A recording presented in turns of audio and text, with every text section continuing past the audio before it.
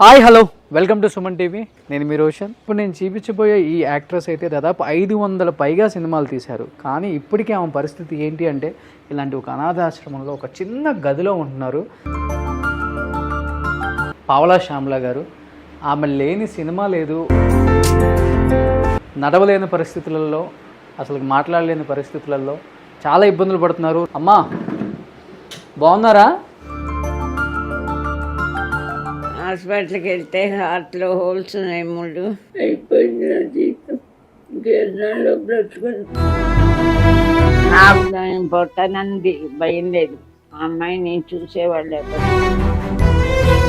కాదమ్మా, వచ్చిన దాన్ని జాగ్రత్త పరుచుకోలేకపోయారా, లేకపోతే వేరే వాళ్ళు మిమ్మల్ని ఏమార్చారు అసలుకి? ఇవన్నీ అంత ఎందుకు లేదు. కాలం కూడా డబ్బులు ఇవ్వబ్బా. జైల్లో ఉంటే నయం. మా అమ్మ ఏడవద్దమ్మా, మీరు ఏడిస్తే అక్క కూడా ఏడుస్తుంది.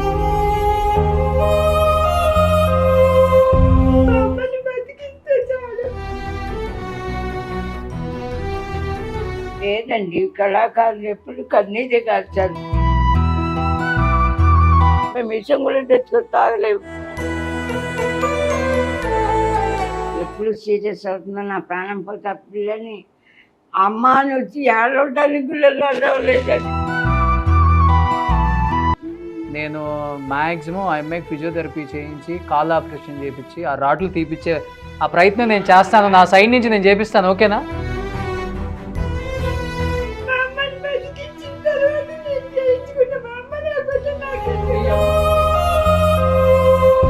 పవన్ కళ్యాణ్ గారికి తెలిస్తే మాత్రం సీఎం గారికి ఎవరైనా పరిచయం చేస్తే ఏదైనా కొంచెం పెద్ద అమౌంట్ అందితే మాకు కొంచెం ధైర్యం వస్తుంది. మీరు ఇబ్బంది పడొద్దు, అమ్మాయికి నయం అవుతుంది, మీరు కూడా హ్యాపీగా ఉంటారు. సుమన్ టీవీ నుంచి నేను మీకు కొంత ఇస్తున్నాను, పట్టుకోండి అమ్మా. సాయం చేశారు. ఏం కాదమ్మా, మీరు హ్యాపీగా ఉండండి చాలు.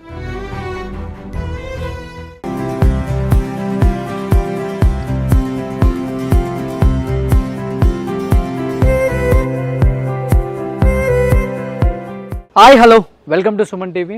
నేను మీ రోషన్. ఫస్ట్ ఆఫ్ ఆల్ ఎందరో మహానుభావులు, అందరికీ వందనాలు. ఇప్పుడు నేను చూపించబోయే ఈ యాక్ట్రెస్ అయితే దాదాపు 500 పైగా సినిమాలు తీశారు. కానీ ఇప్పటికీ ఆమె పరిస్థితి ఏంటి అంటే ఇలాంటి ఒక అనాథాశ్రమంలో ఒక చిన్న గదిలో ఉంటున్నారు. సార్ చూస్తే మీకు అర్థమవుతుంది, ఇది ఒక ఓల్డ్ ఏజ్ హోమ్ అనమాట. ఒక అనాథాశ్రమంలో ఒక చిన్న గదిలో ఆమె కూతురు ఇద్దరు జీవిస్తున్నారు అనమాట. పావలా శ్యామ్లా గారు. ఆమె లేని సినిమా లేదు. ఒకానొక టైంలో కొన్ని 100 సినిమాలు తీశారు అమ్మ. అండ్ ఆమె చెప్పే డైలాగ్ డెలివరీ నిజంగా ఎంత బాగుంటుంది అంటే స్క్రీన్ మీద ఆమెను చూసినంతసేపు కూడా ఆడియన్స్ ఎంతగానో ఎంజాయ్ చేస్తారు. బట్ ఇప్పుడు పూర్తిగా తను నడవలేని పరిస్థితులలో, అసలు మాట్లాడలేని పరిస్థితులలో చాలా ఇబ్బంది పడుతూ, ఎందుకంటే గడవటానికి కూడా ఇబ్బంది పడుతూ చాలా ఇబ్బందులు పడుతున్నారు. రీసెంట్గా మన సాయి ధరమ్ తేజ్ గారు కూడా 1 లక్ష రూపాయలు ఆమెకి హెల్ప్ చేశారు. ఇంతకుముందు పవన్ కళ్యాణ్ గారు కూడా హెల్ప్ చేశారు, చిరంజీవి గారు కూడా కొంచెం హెల్ప్ చేశారు. అయినప్పటికీ ఇద్దరు బెడ్లో ఉండటం వల్ల మెడిసిన్కి కావచ్చు, ఫుడ్కి కావచ్చు, అండ్ టెస్టులకు కావచ్చు, హాస్పిటల్స్కి కావచ్చు ఎంతో ఖర్చు ఉంటుంది. ఒక పక్కనేమో ఆమె ఫస్ట్ నుంచి సినిమాలు చేస్తూ లీడ్ చేసుకుంటూ వచ్చారు తన కుటుంబాన్ని. వాళ్ళ పాప మీ అందరికీ తెలిసే ఉంటుంది, పావలా శ్యామల గారికి ఒకే ఒక్క అమ్మాయి. ఆమె పరిస్థితి ఏంటి అంటే మంచంలో నుంచి నడవలేని పరిస్థితిలో ఉన్నారు. ఆ అక్క కూడా చాలా బాధగా ఉంది. అండ్ నేను రావటం వీళ్ళిద్దరిని చూసి ఫస్ట్ ఆఫ్ ఆల్ ఒక 5 నిమిషాలు ఏం మాటలు రాలేదు నాకు నోట్లో నుంచి కూడా. ఏం మాట్లాడాలని కూడా అర్థం కాలేదు. మనందరం అనుకుంటాము, చూసాము, చాలామంది హెల్ప్ చేశారు కదా, బాగుంది అనుకున్నాము. కానీ క్లియర్గా నేను వీళ్ళని వీళ్ళకి టైంకి ఫుడ్ పెట్టే ఈ అనాథాశ్రమంకి సంబంధించిన ఆ అమ్మాయితో కూడా మాట్లాడాను నేను. నెలకి 30,000 రూపాయలు కట్టాలంట. ఇక్కడ ఈ చిన్న షెల్టర్కి, ఈ చిన్న షెల్టర్ అంతే. ఒక మంచం వాళ్ళ ఓన్ మంచమే, ఎక్కడికి వెళ్ళినా కానీ పాపం ఇది అలా మూటలు కట్టుకొని ఉన్నారు. ఇక్కడికి 4 నెలల క్రితం వచ్చారు. నెలకు 30,000 రూపాయలు కట్టాలి. నెలకు 30,000 కట్టాలి. ఎలా చేస్తున్నారమ్మా మరి, 30,000 కడుతున్నారా అని నేను అడిగాను. తను కూడా లేదన్నా, ఎవరన్నా వచ్చి హెల్ప్ చేసినప్పుడు, లేకపోతే ఎవరన్నా వాళ్ళకి ఆర్టిస్ట్లో లేకపోతే తెలిసిన వాళ్ళు హెల్ప్ చేసినప్పుడు 5,000, 10,000, 8,000 అలా వచ్చింది ఇస్తూ ఉంటారు మాకు. ఒకసారిగా ఇవ్వలేరు వాళ్ళు కూడా డబ్బులు. ఈ మధ్య సాయి ధరమ్ తేజ్ గారు పంపించారు కదా, దాంట్లో కూడా కొంత మాకు రెంట్ కట్టేశారు ముందే. ఎప్పుడు ఫుల్ రెంట్ కట్టలేరన్న, వాళ్ళ ఆర్థిక పరిస్థితి బాగాలేదు. ముఖ్యంగా ఇద్దరు బెడ్లోనే ఉంటారు, చిన్నపిల్లలను చూసుకున్నట్టు చూసుకోవాల్సి వస్తుంది. కానీ ఆమె అంత పెద్ద ఆర్టిస్టు, ఆమె మీద ఉన్న ఒక గౌరవం, ఆమె సినిమా స్క్రీన్ మీద మేము ఎలా చూసామో ఇప్పుడు పావలా శ్యామ్ గారిని ఎలా చూస్తుంటే మాకు కూడా బాధగానే ఉంటుంది అని చెప్పారు. ఫస్ట్ ఒకసారి అమ్మతో మాట్లాడే ప్రయత్నం చేద్దాం. అమ్మా బాగున్నారా? అమ్మాయిని ఎవరికప్పు చెప్పేది, అయిపోయింది నా జీవితం, ఇంకెన్నాళ్ళు బ్రతుకుని ఎవరైనా ఆదరిస్తారేమో. బిడ్డ కాలు పీచి తలిపి చేయిద్దాం అనుకున్నాను. ఎవరు నా కన్నీళ్ళకి స్పందించలేదు. నా బిడ్డని కాలు లేవలేదు, నిలబడలేదు. ఏమైందమ్మా? పడిపోయింది కింద. 3 లాట్లు వేసారు ఆపరేషన్ చేసి.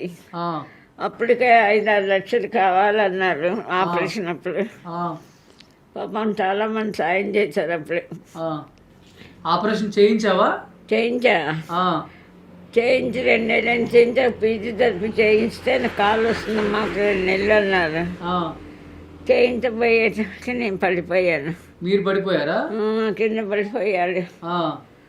హాస్పిటల్కి వెళ్తే హార్ట్లో హోల్స్ ఉన్నాయి 3. ఇప్పుడు నడవట్లేదా? అసలు లేచి నిలబడలేదు. బయటికి వెళ్ళాలంటే క్యాబ్ బుక్ చేసుకొని ఎత్తుకొని కూర్చోబడి. నేను నయం ఇంకా కొంచెం లేస్తాను. అమ్మాయి అసలు లేవలేదు. నాకు ఇలా వచ్చేప్పటికి భయపడిపోయి కొంచెం వాకలు పట్టుకొని నడిచేది, ప్రాక్టీస్ చేస్తుంది. నాకు ఇలా వచ్చేప్పటికి భయపడిపోయి కాళ్ళు అసలు లావటం మానేసినాయి. దానికి భయపడిపోయింది. ఇక అలా ఏడుస్తూనే ఉంటుంది రోజంతా. అమ్మని పోతే తినమంటే ఏమన్నా ఆ అమ్మకి తగ్గకపోతే ఇంకా నేను బతికెందుకు, నా కాలు వద్దు, చేయించుకొని ఫిజియోథెరపీ వద్దంటుంది. ఫిజియోథెరపీకి వెళ్తున్నావు అక్క? లేదు, మనిషి ఇంటికి పిలిచి చేయించుకోరు. అది ఎక్కడికి వెళ్తుంది? ఎత్తుకొని కూర్చోబెట్టారు. కాలు తీసుకెళ్ళలేరు. ఆ ఇంటికి పిలిస్తే 800 రోజుకి ఇవ్వాలి. ఎక్కడ ఈ డబ్బులు నాకు 10,000 మందులకి రాసిస్తుంది.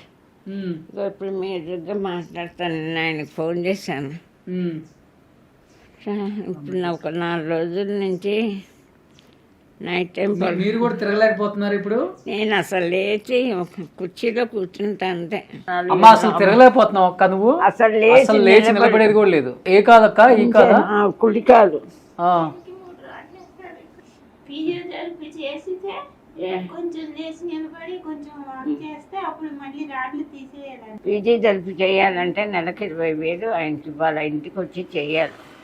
మరి రోజు మనం వెళ్ళాలంటే ఇంకంతకంటే ఎక్కువ అవుతుంది కదా. నేను పోతానని భయం లేదు. ఆ అమ్మాయి నేను చూసేవాళ్ళు ఎవరు, నన్నే ఎవరు చూడలేదు. కాదమ్మా, ఇప్పుడు మీకు సినిమా ఇండస్ట్రీ నుంచి హెల్ప్ అందింది కదమ్మా. మొన్న సాయి ధరమ్ తేజ్ గారు కూడా కొంత చేశారు. షూటింగ్లు చేసినన్ని రోజులు బాగానే మంచి వైభోగం బాగానే బతికారు. బాగానే. ఎన్ని సినిమాలు తీసారమ్మా? 300 దాకా చేశాను. అన్ని హిట్ సినిమాలే కదా. అన్ని హిట్ సినిమాలు. అవును, మీరు లెక్కేసుకుంటే ఏదైనా మనసంతా నువ్వే. వర్షం ఫ్లవర్స్తో నువ్వు వస్తానంటే వద్దంటావా? కాదు, 300 పైన సినిమాలు తీశారు. చాలా సినిమాలు. గోలీమార్ సినిమా అందరూ ఫోన్లో బాయ్ ఎవరికి బాయ్ ఆ డైలాగ్ అందరూ చెప్తున్నారు. ఆంధ్ర వాళ్ళలో కూడా జూనియర్ ఎన్టీఆర్ అన్ని సూపర్ డూపర్ హిట్ సినిమాలు తీశారు. అన్ని పెద్ద సినిమా హీరోలే.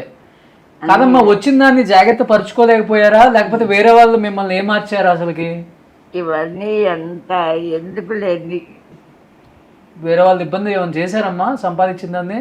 ఇందిరా సినిమాలో 80 రోజులు డేట్స్ తీసుకొని 10,000 ఇచ్చారు. చిరంజీవి గారికి చెప్పుకున్నాం, ఆయన ఇప్పిస్తారు అన్నాడు. అందరు అన్ని సినిమాలు చేశారు, ఎవరు డబ్బులు. ఆర్టిస్టులకు అంతే కదా, అవకాశం వచ్చి డబ్బులు వస్తుంటేనే. లాస్ట్ సినిమా మట్టు వదలరా కేరవాణి కదా అబ్బాయి హీరోగా చేశాను.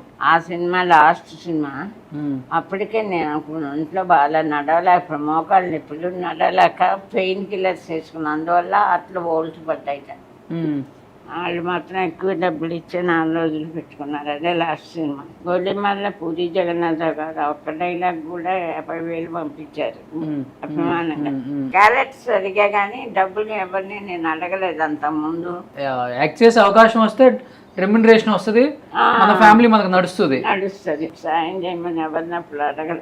పాపకి టీబీ వచ్చి 1 year బాధపడిందండి. ఇప్పుడు రాజా రవీంద్ర గారు ఒక సినిమా షూటింగ్లో దిల్రాజు గారితో చెప్పారట, ఇట్లా అమ్మాయికి బాగలేదు, పాపను వదిలేసి నేను షూటింగ్కి వెళ్ళలే, టీబీతో బాధపడుతుంది, బాగలేదు. అప్పుడు ఆయన అన్నారట, దిల్రాజు గారు నాకు ఫోన్ చేసి మాట్లాడారు షూటింగ్లో, రాజమండ్రిలో శతమానం భవతి షూటింగ్ ఏదో. అమ్మ మీరేం బాధపడకండి, నేను నెలకు 15,000 పంపిస్తాను అని చెప్పన్నారు. చిరంజీవి గారికి కూడా ఎవరో చెప్తే విని వాళ్ళ అమ్మాయి చేత 2 లక్షలు పంపించారు. అమ్మాయికి టీబీ వచ్చినప్పుడు ఏదో అభిమానం ఉన్న వాళ్ళు ఇంటి కట్టకపోతే కొన్ని రోజులు బయట మేము నడిచి గడిపెట్టుకోలేదు. ఆవిడ తాళం వేసి వెళ్ళిపోతుంది. పొద్దున 7ంటికి పాలు తీసుకుని వచ్చినప్పుడు తాళం తాళం కూడా డబ్బులు ఇవ్వకపోతే. సారీ జైల్లో ఉంటే నయం, డైపర్లు కొనుక్కోవాలి, బాత్రూమ్కి వెళ్ళలేను. ఇప్పుడు మీకు నడుస్తుందమ్మా? ఏదండి ఏం లేవు అసలు డబ్బులు. అక్కడ ఇక్కడ అభిమానులు ఉన్నారు పాపం, నాళ్ళే బతికించిన వాళ్ళే ఇట్లా డబ్బు కానీ. మా అమ్మ ఏడవద్దమ్మా, మీరు ఏడిస్తే అక్క కూడా ఏడుస్తుంది. ఏడవద్దు ఇంకా. ట్రీట్మెంట్ చేసి బతికిస్తే నాకు తోడు ఉంటుంది కదండి, ఎవరు ట్రీట్మెంట్ చేయించారు. అమ్మని బతికిస్తే చాలు. ఏడవకూడదు, బాధపడకూడదు. మీరు ఎంతో మందిని నవ్వించారు. లేదండి, కళాకారులు ఎప్పుడు కన్నీరే కాల్చారు. అందులో ఆడవాళ్ళకి అందం ఉండాలి. నేను అందగెత్తాను కాదు, 4 అడుగులు ఉంటాను, నల్లగా ఉంటాను. నాటక రంగంలో నాకు 2,000 సార్లు పావలా శ్యామలు అంటే ఆ పావలా నాటికి ఆంధ్రదేశం అంతా 300 సార్లు ఉత్తమ నటిగా వచ్చా. అందుకని ఆ పావలా నిక్నేమ్ ఇంకో శ్యామల అని కాకినాడ శ్యామల అంటారు. అవును అవును అవును. అప్పుడు వరల్డ్ క్లాస్ శ్యామల అంటే ఆవిడ అనుకుంటారని పావలా నాటికలో వేసిన ఆవిడని నిక్నేమ్ చుట్టువేలు వాళ్ళకి. సినిమా పెద్ద ప్రపంచం, సినిమా అందరు చూస్తారు. నాటక రంగం చిన్నది, నాటకాలు వేసేవాళ్ళు చూసేవాళ్ళు తక్కువ కదా. ఇప్పుడు అసలు నాటకాలు పేరెత్తే వాళ్ళు కూడా లేదు. కానీ ఇప్పుడు మీ వయసు ఎంత? ఎంత ఉంటే ఏంటండి, ఇట్లా అయిపోయింది. అసలు ఎందుకు వచ్చింది మీకు ఇది షేకింగ్? ఆఫర్స్ ఏం లేకపోవటం, ఈ అమ్మాయిని వదిలేసి వెళ్ళలేకపోవటం, అవుట్డోర్ షూటింగ్, నరాల బలహీనత వచ్చింది. పని లేదు, యాక్టింగ్ చేయట్లేదు, ఇట్లానే మంచంలో ఉండాలి. వచ్చినాయి 2 ఇచ్చినా గానీ అది నెల ఖర్చులకు సరిపోతూనే ఉంటది. మనం చేయలేము. 3 నెలలు అయిపోతే అయిపోయింది కదా. అదే 15,000 మెడిసిన్స్ అమ్మకు ఒక్కదానికే నేను వాడడం మానేసి. అమ్మాయికి మందులు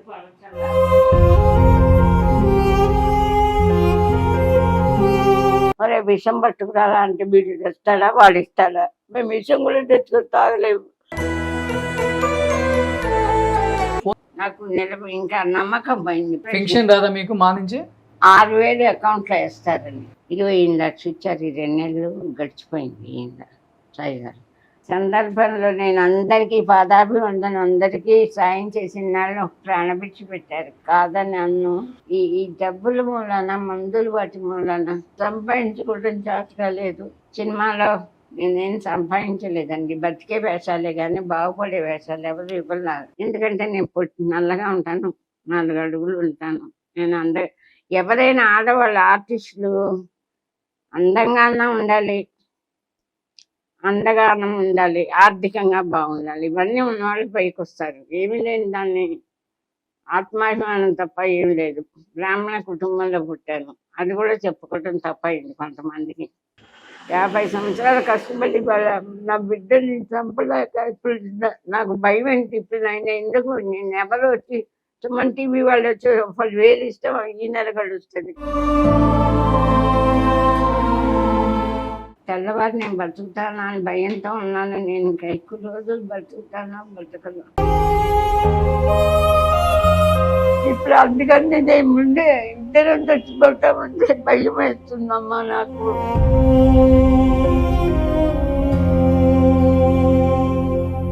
ఇప్పుడు ఆ అవార్డులు మిగిలాయి. అది ఏముంది లేని అన్నీ ఎత్తుకుపోయినారు. ఒక హోమ్లో ఒక కబాట్ వచ్చినారు, బట్టలు కాజేశారు, టీవీ కాజేశారు. ఈ ఓల్డ్ ఏజ్ హోమ్ల గురించి చెప్పాలంటే మేము పడ్డ బాధలు.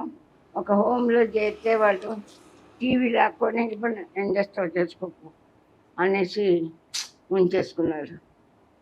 డబ్బులు కట్టలేదని టీవీ ఎంతో ఇష్టపడి కొనుక్కుంది, ఎంతో చప్పతి. ఇలాగ ఎన్నో అవమానాలు. మీ బాధ అర్థమవుతుందిలమ్మా. కనీసం కనీసం సహాయం ఎలా చేయకపోయినా, ఉన్నావు అని అమ్మా, అడిగావు. ఎలా ఉన్నారు సమలగల వాళ్ళు మా వాళ్ళు ఏమి లేదండి, రహస్యం ఏం లేదు. మీ ముందు ఫోన్ చేద్దాం అనుకుంటున్నాను, తీయరు ఫోన్. ఏమైందంటే ఆపరేషన్ చేయించుకోమన్నారండి. 2 లక్షలు మేము ఇస్తాం, ఆపరేషన్ చేయించుకోండి. మేము చెప్పిన హాస్పిటల్లో జాయిన్ అయ్యి చేయించుకుంటే మేము 2 లక్షలు, మీరు ఒకవేళ చచ్చిపోయారనుకోండి మీ అమ్మాయికి ఇస్తాం అన్నారు. డాక్టర్ గారు చెప్పారు నాకు, అమ్మ మీరు ఆపరేషన్ చేస్తానికి మీ ఏజ్ కాదు, గుండె ఆపరేషన్. హోల్స్ ఉన్నాయి కదా, అదే holes. అదే ఈ పార్కింగ్ సెన్స్ ఉంటే చెయ్యకూడదట. ఈ వణుకులు ఉన్నాయి. తలకి ఒక షూటింగ్లో కొట్టారు కథతో. జూనియర్ ఆర్టిస్ట్ 100 రూపాయలు ఇచ్చి కర్రబెట్టి కొట్టమని నిజమైన రాడ్ ఇచ్చారు, కొట్టారు. బ్రెయిన్లో లోపం ఉందమ్మా మీకు, ఆ నరం పెద్ద నరం. దానివల్ల ఇది వచ్చిందా? అయ్యో, వాళ్ళ మీద కేసే కదా. 3 హోల్స్ ఉన్నాయి గుండెలో. ఇప్పుడు 4 రోజుల నుంచి నేను పడుకుంటే ఆక్సిజన్ పెట్టుకుంటున్నా, ఊపిరి అందట్లుగా లేచి కూర్చుంటా. అమ్మ ఏం కావాలమ్మా, మంచినీళ్ళు తాగుతావా, వజ్రీవనా అని భయపడుతున్నా. అమ్మకి ఏమైపోతుంది అట్లా మెలకు వచ్చిందంటే నిద్ర పట్ల ఊపిరి ఆటలా. ఏమో ఎప్పుడు సీరియస్ అవుతుందో నా ప్రాణం పోతే ఆ పిల్లని అమ్మ అని వచ్చి ఏడవడానికి లేదండి. లేచి కూర్చోలేదు, అమ్మ అని అడవలేదు, ఏదైనా తెచ్చుకొని తాగలేదు. విషయం తాగి చచ్చిపోవడం కూడా జాతకాలు. నాకు ఇంకేందుకు చెప్పండి. మీరు 10,000 5,000 ఇస్తే ఈ నెల బతుకుతా, వచ్చే నెల ఎవరు ఇస్తాడు? ఇప్పుడు ఏం సహాయం కోరుకుంటున్నారు శ్యామల గారు చెప్పండి. ఆ అమ్మాయికి ఆపరేషన్? అమ్మాయికి ఆపరేషన్ ముందు ఎక్స్రే తీసి ఫిజియోథెరపీ 2-3 నెలలు చేస్తే నడుస్తుంది. నడిచి ఏం పని చేసుకుంటుంది టీబీ వచ్చిన పేషెంట్. ఇప్పుడు అది చేపిస్తే తను నడుస్తుందా? నడుస్తుందని చెప్తున్నారు. ఇందాక కూడా నిన్న రాత్రి కూడా ఫోన్ చేశా. నాకు నేను అనుకున్నాను డబ్బు ఉంటే బ్యూటీ పార్లర్ పెట్టి ఆ అమ్మాయి కూర్చొని చేయిస్తూ బ్యూటీషియన్ తన కోర్స్ నేర్చుకున్నాను. నేను ట్రై చేస్తానమ్మా. ఈ అమ్మాయికి కాల్ ఆపరేషన్ ఒకసారి ఫిజియోథెరపీ చేయించి నేను ఫిజియోథెరపీలు ఉన్నారు మన ఛానల్లో కూడా. సచిన్ అని ఒక అబ్బాయి ఉన్నాడు, మంచి వాళ్ళే ఉన్నారు కొంతమంది. నేను మాక్సిమం ఆ అమ్మాయికి ఫిజియోథెరపీ చేయించి కాల్ ఆపరేషన్ చేయించి ఆ రాడ్లు తీపిచ్చే ఆ ప్రయత్నం నేను చేస్తాను. నా సైడ్ నుంచి నేను చేపిస్తాను. ఓకేనా? మీరు చేయించుకుంటారమ్మా, నేను చేపిస్తాను.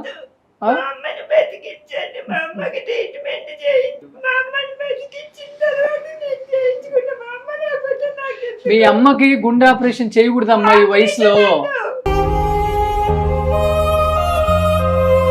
నువ్వు కాల్ ఆపరేషన్ చేయించుకొని నిలబడి మీ అమ్మకు నువ్వు సపోర్ట్ గా నిలబడాలమ్మా. మా అమ్మ కోసం నేను చేయించుకుని అంటే ఎట్లా? నువ్వు అమ్మ బతుకుతుంది, ముందు నువ్వు బతకడం కూడా చూసుకో. నీకు ఫిజియోథెరపీ చేపిస్తాను, ఫిజియోథెరపీ చేపించి నీ కాళ్ళకి ఆపరేషన్ చేపించి రాడ్లు తీపిద్దాం. అమ్మకి ఏం కాదు, అమ్మకి ఏం కాదు, భయంతో చేయించుకున్నాను. అమ్మకి ఏం కాదు, అమ్మ హ్యాపీగా ఉంటుంది. చెప్పాను చేయించుకుంటాను. నువ్వు ఫస్ట్ నువ్వు హెల్తీగా స్ట్రాంగ్ గా నిలబడి అమ్మ కోసం నువ్వు ఉండాలి.